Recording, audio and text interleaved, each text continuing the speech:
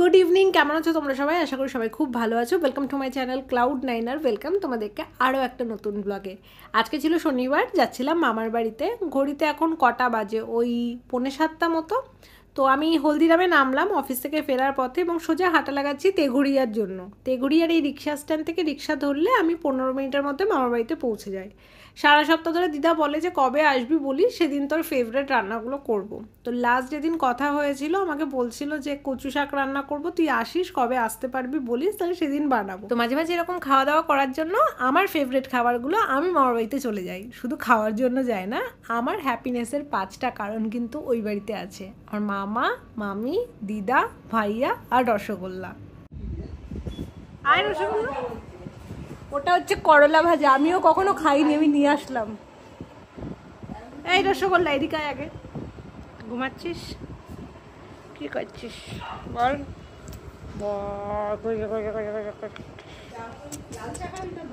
লাল চা বুঝছো?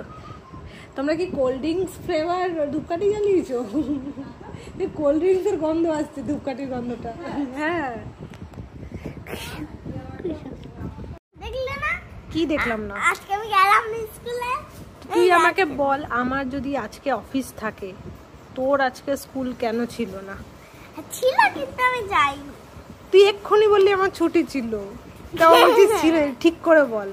আরে আমার ছুটি ছিল না, আমি যাইনি। তুই কেন? আমার নিয়ম নিয়ম আলাদা কেন?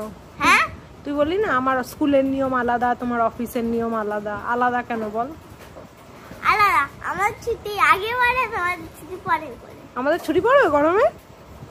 তোমার তো পড়ে না। কেন পড়ে না? আর আমাদের পড়ে গেছে। কেন? ওটাই তো হচ্ছে, আমাদের কেন গরমের ছুটি নেই? আমাদের কি গরম লাগে না? হ্যাঁ বল। মামাকে জিজ্ঞেস কর। কাকে জিজ্ঞাসা করবো? ম্যাডামকে। ম্যাডামকে? ম্যাডাম না, আমাদের তো স্যার আছে। স্যার, আমাদের স্যারকে জিজ্ঞেস করবো যে আমাদের কেন গরমের ছুটি পড়ে না। মামাকে জিজ্ঞেস কর, মামা জানে কিনা। বাবা তো সব জানে। বাবা সব জানে? জিজ্ঞাসা কর। বলছে বাবা সব জানে।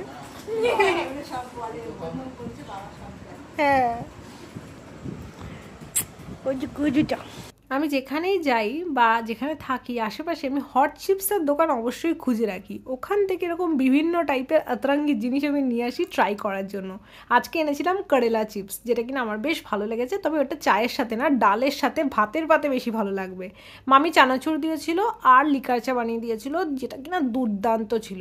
খেয়ে আমি পুরো রিফ্রেশ হয়ে গেছি। মামার বাড়িতে আসলে একটার পর একটা খাওয়া চলতেই থাকে। মামি বললো আম কেটে দিচ্ছি, আম খেয়ে যায়। আমি বললাম এখন যদি আম খাই আমি রাত্রিবেলা ডিনারটা করতে পারবো না, কারণ আমার পেট অলরেডি ভরা ছিল। ভাইয়া গেছে পড়তে কোচিনে, আর এখানে রসগোল্লা বসে দেখছিল হচ্ছে আম কাটা। তো আমি মামা, মামি, দিদার সাথে বসে অনেকক্ষণ ধরে অনেক গল্প করলাম। তারপর দিদা আমাকে এই ফ্রিজ ম্যাগনেটটা দিল, যেটা কিনা তিন্নি মায়াপুর থেকে এনে দিয়েছে। তারপর ভাবলাম খেতে বসে পড়ি। এখানে কচু শাক হয়েছে ছোলা দিয়ে, যেটা আমার ফেভারিট। তেলাপিয়া এগেন আমার ফেভারিট। মাংসটা আমার খুব একটা বেশি পছন্দ না, আর চাটনিটাও আমার খুব পছন্দের একটা জিনিস।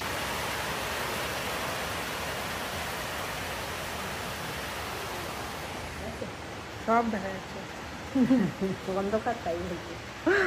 বুঝতেই পারছো, বেরোনোর টাইমে চলে এসছে বিশাল জোরে বৃষ্টি। তো আমি বাধ্য হয়ে ক্যাব বুক করলাম, না তো আমি অটো করেই ফিরতাম। 1 নম্বরে প্রায় আধা ঘন্টা মতো দাঁড়িয়ে। আমি আজ পর্যন্ত বুঝতে পারলাম না যে বৃষ্টি হলে রাস্তায় এত কেন জ্যাম হয়, মানে কিসের জন্য। আর এই বাসগুলো আমার সাইড থেকে যাচ্ছিল দেখে খুব মন করছিল যে পাহাড়ে চলে যাই। অগাস্ট মাসে হয়তো যেতে পারি। অগাস্টে যেহেতু 15ই আগস্ট একটা ছুটি থাকে, ওর আশপাশে একটা দুটো ছুটি নিয়ে আমি হয়তো অগাস্টে আবার পাহাড়ে যাব। সো আমি এখানে এখন রাস্তাতেই বসে রয়েছি প্রায় 1.5 ঘন্টা মতো, সব মিলিয়ে রাস্তার জ্যাম কাটিয়ে ফাইনালি এখন বাড়ির দিকে যাচ্ছি। যখন বাড়িতে পৌঁছলাম তখন ঘড়িতে বাজে হচ্ছে রাত 11টা, যেখানে আমার পৌঁছে যাওয়ার কথা ছিল হচ্ছে 10টার মধ্যে। যাই হোক, কী আর করা যাবে, গিয়ে তাড়াতাড়ি শুয়ে পড়লাম, কারণ ছিলাম ভীষণ টায়ার্ড। পরের দিন ছিল সকালবেলা, রবিবারের। আমি জানি যে আরামসে ওঠা যাবে। শিলাদি সকালবেলা এসে সমস্ত কাজকর্ম করে চলে গেছে। আমি একবার 6টার সময় উঠি, দরজাটা খুলে দিই, অ্যান্ড তারপর শিলাদি চলে আসে আর কি 5-10 মিনিটের মধ্যে। শিলাদি নিজের মতো কাজ করে চলে যায়। আমি তারপরে আরামসে রবিবার দিন উঠি ঘুম থেকে, যখন আমার উঠতে ইচ্ছা হয়।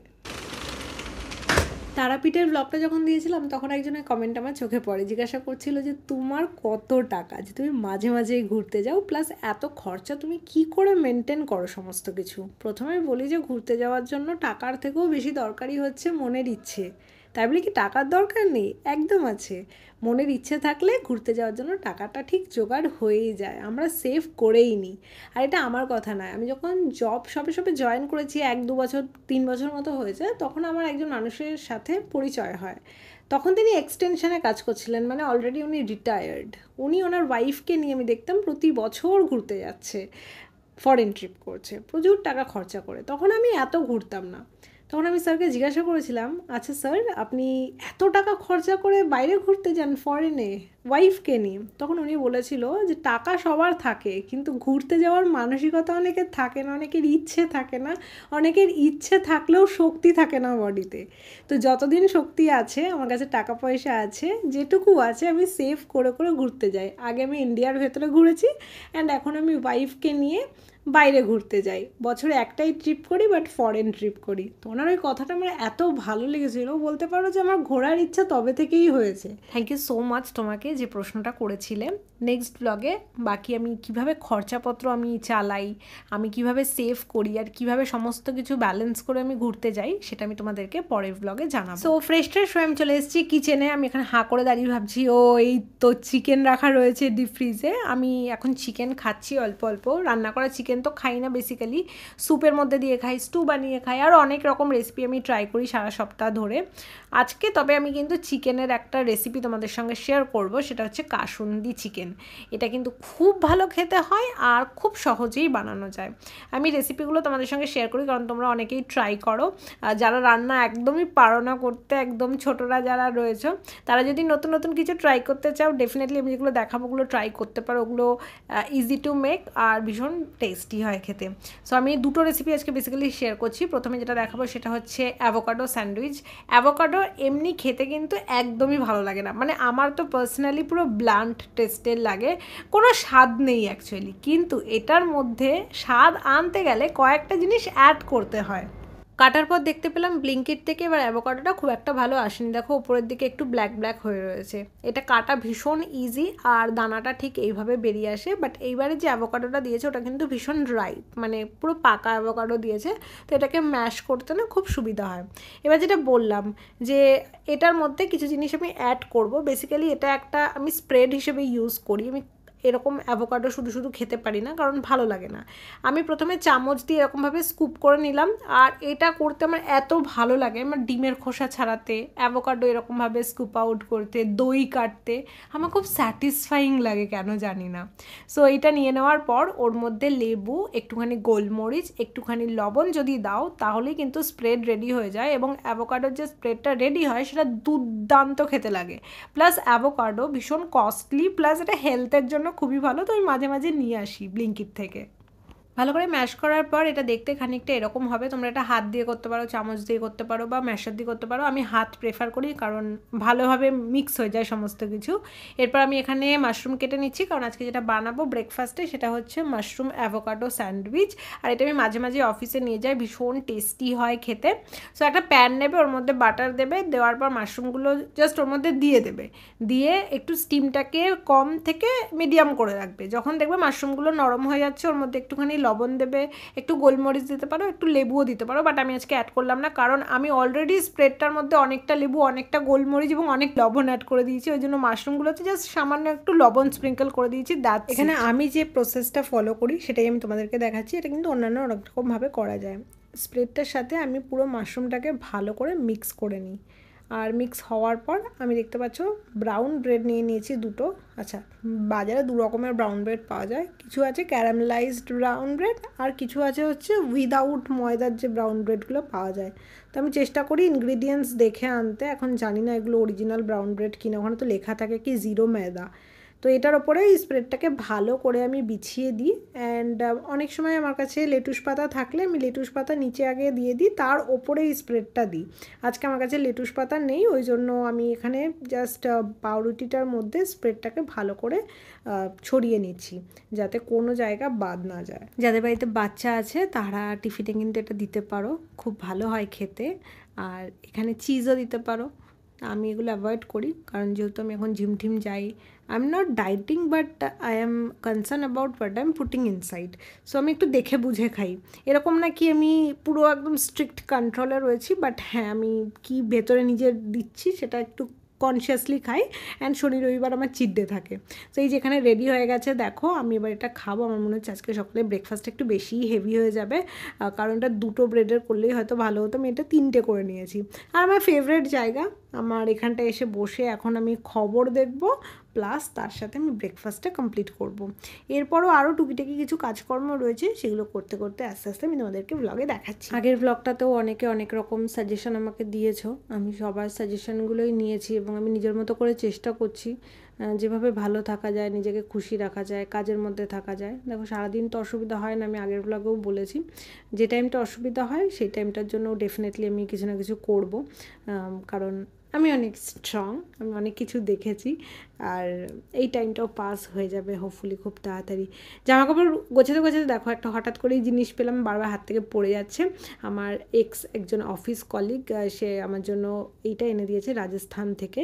কি সুন্দর না দেখো, হাতিটা অক্সিডাইজের ওপর, প্লাস এরকম কালারফুল বিডস দেওয়া রয়েছে। তো এটাকে আমি চাবি রিং হিসেবে ইউজ করবো না, এটাকে আমি শোপিস হিসেবে ইউজ করবো। প্লাস দেখো ব্যাগগুলো আমি সমস্ত কিছু খোঁজাতে ভেতর থেকে 3টে বিন্দির পাতাও পেলাম। এখন তার টিপ পড়াই হয় না, আগে খুব টিপ পরতাম। আমার টিপ পরতে না খুব ভালো লাগে, কেন জানি না। বৃষ্টি পড়লে আমার বাড়ির দরজা জানলা সব বন্ধ রাখতে হয়, নয়তো ঘর ভিজে যায় জলে। এখন বৃষ্টিটা একটু ধরেছে বলে জানলাগুলো খুলে খুলে দেখছি যে বাইরের ওয়েদার কেমন। পুরো দুর্গাপুজোর আকাশ, একদম পেঁজা তুলোর মতো মেঘ ভেসে যাচ্ছে নীল আকাশে। এত ভালো লাগে না এটা দেখতে। তারপর আমি চলে আসলাম ওয়াশরুমে। এই দেখো ওয়েন্ডিলা এটা সাজেস্ট করেছে রফ দিয়ে ওয়াশরুম ক্লিন করার। তো আমি আগের দিন তো ক্লিন করে ফেলেছিলাম, বাট এই জিদ্দি দাগগুলো কিছুতেই উঠছে না, তো বলেছিল এটা দিয়ে উঠে যাবে। Let's try. আর আমার এই কাজটাকে যেন সহজ করার জন্য আমি এটাকে ইউজ করি, আগারোর এটা স্পিন স্ক্রাবার।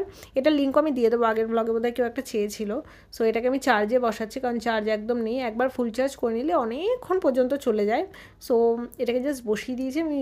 ওই রফটাকে ঢেলে খানিকক্ষণ রেখে দেবো ফ্লোরের মধ্যে, এবং তার মধ্যে আমি রান্নাবান্না কমপ্লিট করে দেন লাস্টে স্নান করার আগে আমি ওয়াশরুমটা ক্লিন করব।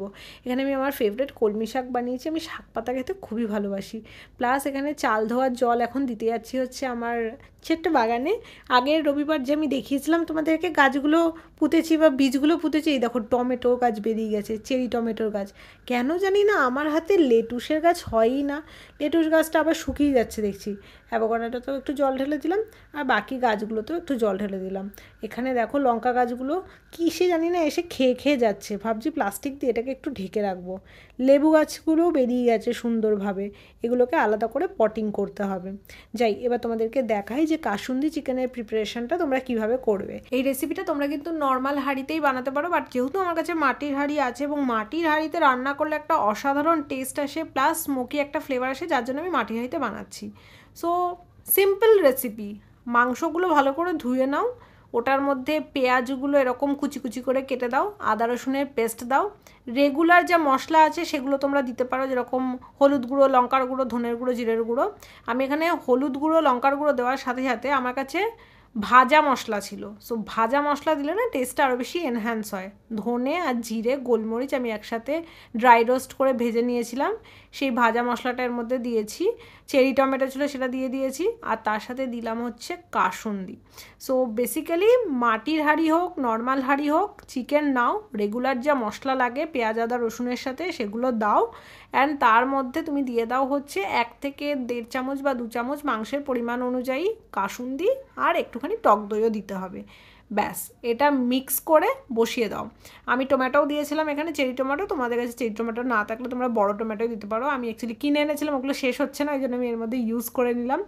এরপর আমি হাঁড়িটা জাস্ট ঢেকে ঢেকে রান্না করব। আমি সিল করব না এটাকে আমি উল্টো দিক করে বসিয়ে দিয়েছি, যাতে কিনা খুব একটা বেশি হাওয়ার মধ্যে না ঢোকে। তো আমি 15-20 মিনিট বাদে এসে আরেকবার নাড়িয়ে দেবেন, 2-3 বার নাড়লে আমার মাংস রেডি হয়ে যাবে। সত্যি কথা বলতে এত সুন্দর টেস্ট হয়েছিল, জাস্ট এটা একবার বাড়িতে বানিয়ে ট্রাই করো। নতুন একটা ডিশ, সবাই প্রশংসা করবে, এত ভালো খেতে হবে। প্লাস দেখো কত তাড়াতাড়ি হয়ে যায়, জাস্ট মিক্স করে একটা 1 পট রেসিপি। ওয়াশরুম ক্লিন করার পর স্নান টান করে ফ্রেশ হয়ে আমি চলে আসলাম এখানে পুজো দিতে। আর ওই রফটা কিন্তু খুব ভালো কাজে দিয়েছে দেখলাম। এসব করতে করতে বেলা কটা বাজলো জানো, 3টে। আর দেখো চিকেনটা কত সুন্দর দেখতে হয়েছে। যারা ট্রাই করবে বাড়িতে আমাকে নিচে কমেন্ট সেকশানে এসে কিন্তু অবশ্যই জানাবে। এখানে ভাত সাজিয়ে নিয়েছি, শাক, চিকেনটা আমার জাস্ট এখন এডিটিংয়ের টাইমেও লোভ লাগছে। আমি এমনিতে রান্না করা চিকেন খেতে ভালোবাসি না, বাট এটা এত ভালো খেতে হয়েছে এখন দেখে মনে হচ্ছে একটু যদি থাকতো আমি আজকের দিনে হয়তো খেতে পারতাম। স্যালাডের মধ্যে নিয়ে নিয়েছি গাজর আর তার সাথে একটুখানি টক দই। এবার আমি এখানে খাবো। আমার দেখছো পাশে ট্রাইপডটাকে দাঁড় করানো, এখন ওই ট্রাইপডটা হওয়াতে খুব সুবিধা হচ্ছে। আর ওই ট্রাইপডটার লিঙ্কও আমি নিচে ডেসক্রিপশন বক্সে দিয়ে দেবো। তারপরে আমি রেডি হয়ে গেলাম, এখন আমি বেরোবো। এখন বাজে হচ্ছে 4টে, আমি যাচ্ছি হচ্ছে আমার একটা বন্ধুর সাথে দেখা করতে হলদিরামে, মামার বাড়ির ওখানে প্রায় কাছাকাছি। বন্ধু বলতে আমার একজন পুরনো অফিস কলিগ, মানে অনেক পুরনো অফিস কলিগ আর কি। তো তার সাথে আমি অনেক দিন বাদে দেখা করতে যাচ্ছি, প্রায় 1 বছর বাদে। তো আমি রেডি হয়ে গেছি, রেডি হয়ে বেরিয়ে পড়লাম। ওয়েদারটাও ভালো ছিল, বৃষ্টি তো হয়েছিল, বাট এখন আকাশটা পুরোপুরি ক্লিয়ার আছে। আর আজকে ব্লগটা আমি এই পর্যন্তই রাখছি। দেখা হচ্ছে তোমাদের সাথে নেক্সট কোনো ব্লগে খুব তাড়াতাড়ি। ততক্ষণের জন্য তোমরা সবাই খুব ভালো থেকো, সুস্থ থেকো, সবাইকে ভালো রেখো। আমার ইনস্টাগ্রামের লিঙ্ক নিচে ডিসক্রিপশন বক্সে দেওয়া আছে, অবশ্যই গিয়ে চেক করো যারা এখনো পর্যন্ত চেক আউট করোনি। Thank you so much for watching. Bye. I love you all. See you soon. Tada. Take care.